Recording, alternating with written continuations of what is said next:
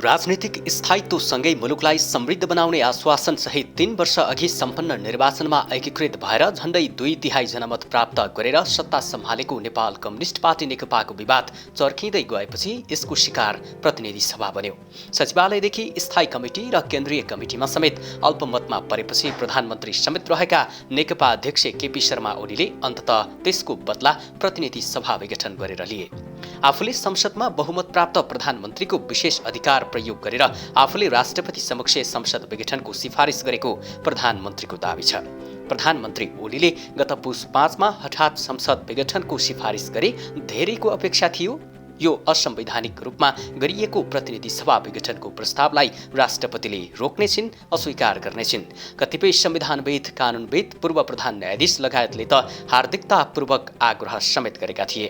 तर राष्ट्रपतिले यी सबै अपेक्षा र आग्रहलाई नजरअन्दाज गरेर केही घण्टा नबित्दै संसद विघटनको प्रस्तावलाई स्वीकृति दिइन्।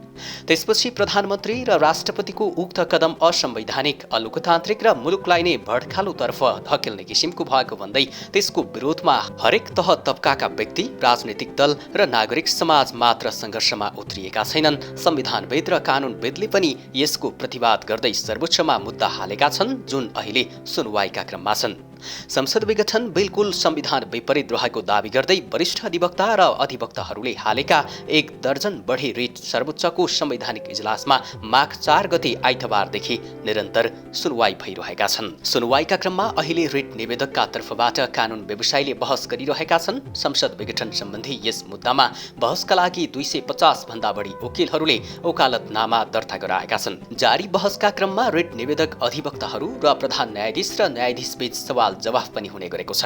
रिट निवेदकको तर्फबाट बहस गर्ने कानून व्यवसायीहरूले संविधानमा प्रधानमन्त्रीलाई विघटनको अधिकार नरहेको जिकिर गरेका छन्। उनीहरूले दलभित्रको विवादका कारण प्रतिनिधि सभा विघटन गर्ने अधिकार संविधानको धारा 76 को कुनै पनि उपधारामा नभएको जिकिर गरेका छन्। तर प्रतिनिधि सभा विघटन गर्ने अधिकार प्रधानमन्त्रीसँग रहने वा नरहने भन्ने विषयमा प्रधान न्यायाधीश चोलेन्द्र शमशेर जबराले सुनवाईको सुरुवातदेखि नै एउटै प्रश्न निरन्तर दोहोर्याइरहेका छन्। रिटमाथिको सुनवाईको प्रारम्भमै प्रधान न्यायाधीशले निर्वाचन भयो, कुनै दलले बहुमत पनि पायो, त्यसपछि बीचमा उसले सरकार चलाउँदिन भन्न पायो कि पाएन? यसै किसिमको प्रश्न आइतबारको सुनवाईका क्रममा पनि उनले दोहोर्याए। उनको प्रश्न थियो, बहुमतको सरकारले धारा 76(7) अनुसार संसद विघटन गर्न किन पाउँदैन?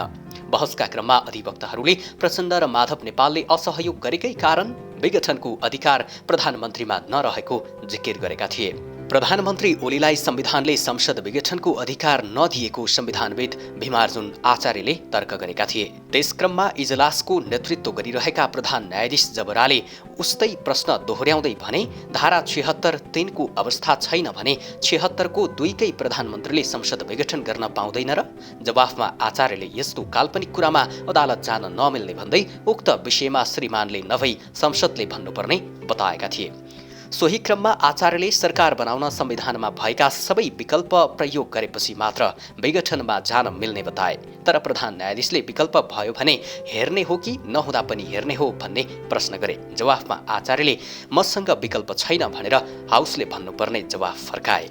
प्रधान न्यायाधीशले पटक पटक उस्तै प्रश्न दोहोर्याउनुलाई शङ्काको दृष्टिले हेर्न थालिएको छ। केपी ओलीसँगको हिमचिम र उनलाई नजिकबाट चिन्ने न्याय क्षेत्रमा काम गरिरहेकाहरूको अनुभव सुन्दा प्रधान न्यायाधीशले संसद विघटनलाई सदर गर्ने सम्भावना प्रबल छ। किनकि संवैधानिक इजलासका लागि न्यायाधीशहरूको नाम सिफारिस गर्दा ताका नै उठेको प्रश्नले ओलीको राजयोग बलियो भएको आशंका गर्नेहरूको संख्या बढ्दो छ। बहसका क्रममा अन्य विभिन्न प्रश्न पनि तेर्सिएका छन्, जसले ओलीलाई मलजल पुग्ने प्रश्न देखिएको छ। अहिलेको संविधानमा सरकार बन्न सक्ने अवस्था रहेसम्म प्रधानमन्त्रीले संसद विघटन गर्न पाउने व्यवस्था कुनै पनि धारा वा उपधारामा नरहेको संविधानविद र कानूनविदहरूको तर्क छ। नेपालको राजनीतिक इतिहासमा प्रतिनिधि सभाको अकालमै घाँटी रेट्ने केपी ओली एक्ला प्रधानमन्त्री भने होइनन्। विगतमा पनि आफू अप्ठ्यारोमा पर्नासाथ संसदको घाँटी निमट्ने राजनीतिक हतियार थुप्रै पटक चलाइएका थिए। केही सफल भएका छन् र केही प्रयास सर्वोच्च अदालतले खारेज गरिदिएका नजिर छन्। सूर्यबहादुर थापा प्रधानमन्त्री र खुमबहादुर खड्का गृहमन्त्री रहेको राप्रपा कांग्रेस गठबन्धन सरकारले 2054 पुस 24 गते राजा वीरेन्द्र समक्ष संसद विघटन र मध्यावधि चुनावको सिफारिस गर्यो। तत्कालीन प्रधानमन्त्री थापाले नेपाल अधिराज्यको संविधान 2047 को धारा 53 को 940 अनुसार राजा समक्ष संसद विघटनको सिफारिस गरेको केही घण्टा नबित्दै प्रतिनिधि सभाका 96 सांसदले विशेष अधिवेशन माग गर्दै राजदरबार सचिवालयमा समावेदन दर्ता गरे। राजदरबारमा एकै दिन 2 वटा प्रस्ताव दर्ता भएपछि राजा वीरेन्द्र अलमलमा परे। एमालेले भनिरहेको थियो राजाले संसद विघटन नगरून्, विशेष अधिवेशन बोलाउन्। सत्तापक्ष कांग्रेस राप्रपाको माग थियो प्रधानमन्त्रीले संसद विघटनको सिफारिस गरिसकेपछि राजाले संविधानत संसद विघटनलाई नै प्राथमिकता दिउन् र दिनुपर्छ। कांग्रेस राप्रपा र एमाले जस्ता देशका प्रमुख राजनीतिक पार्टीहरू नै दुई धारमा बाडिएपछि राजा वीरेन्द्रले ठोस निर्णय लिन सकेनन्। संसदको विशेष अधिवेशन आह्वान गर्ने कि संसद विघटन गर्ने उनी बिलखबन्दमा परे। यसपटकको परिस्थिति पनि ठ्याक्कै यस्तै थियो।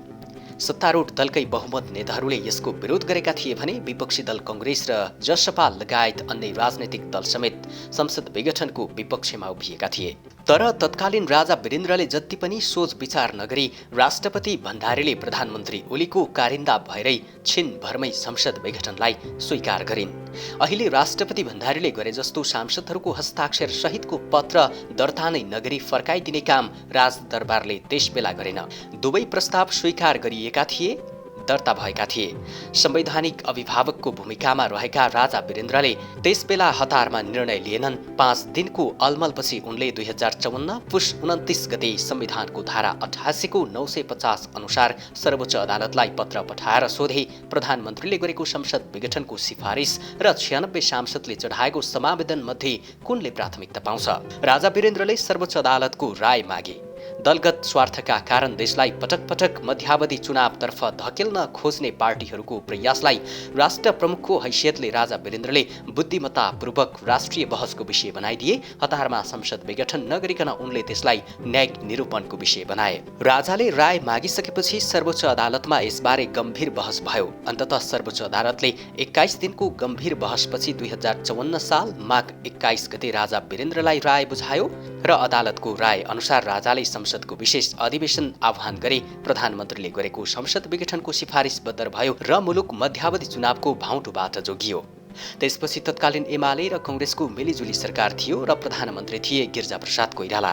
सहमतिमा खतपट आएपछि यो बेला पनि गिरिजाले संसद विघटनको प्रस्ताव गरेका थिए, तर अदालतले सूर्यबहादुर थापाकै नजिर व्याख्या गरिदियो। त्यो बेला पनि संसद विघटन हुन पाएन। त्यसअघि 2051 सालमा पनि तत्कालीन प्रधानमन्त्री गिरिजाप्रसाद कोइरालाले संसद विघटन गरे। त्यस मुद्दामा भने सुनवाई गर्दै सर्वोच्चले संसद विघटनलाई सत्तर गरेको थियो। यी नजिरलाई निहाल्दा अहिलेको अवस्थामा संसद पुनर्स्थापना हुने प्रबल सम्भावना देखिन्छ। संवैधानिक व्यवस्था अनुसार नै प्रधानमन्त्रीले संसद विघटन गर्न खोज्दा समेत पटक पटक सर्वोच्चले संसद पुनर्स्थापना गरेको नजिरलाई आधार मान्ने हो भने त झनै संसद विघटन सदर हुने सम्भावना नै देखिँदैन। अहिलेको संविधानले त अझ सरकार बन्न सक्ने अवस्था रहेसम्म प्रधानमन्त्रीले संसद विघटन गर्नै नपाउने व्यवस्था गरेकोले संसद पुनर्स्थापना हुनेमा विश्वस्त रहेको संविधानविद र कानुनविदले बताउँदै आएका छन्।